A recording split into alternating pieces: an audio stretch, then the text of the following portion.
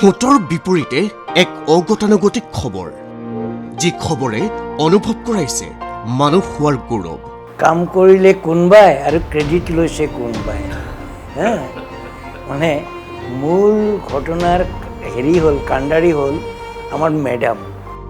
শিক্ষাৰ্থীৰ বাবে 1 কোটি টকা দান কৰি যিয়ে দেখুৱালে বিৰল নিদৰ্শন।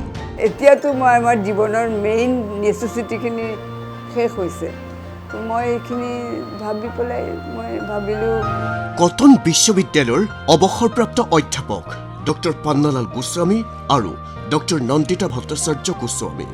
জীৱনটো ছ'চাইটিৰ লগত সংশ্লিষ্ট হৈ আছে, ফলত মই যিখিনিয়ে কাম কৰিছোঁ ফৰ ছ'চাইটি। জীৱন সম্পৰ্কে, ধন সম্পত্তি সম্পৰ্কে কি ধাৰণা তেওঁলোকৰ? সুস্থভাৱে জীয়াই থাকিবলৈ যিখিনি প্ৰয়োজন ঠিক আছে, বাকী ৰাহি হৈ থকা যিখিনি ধন সম্পত্তি যিয়ে হওক, this is not your money.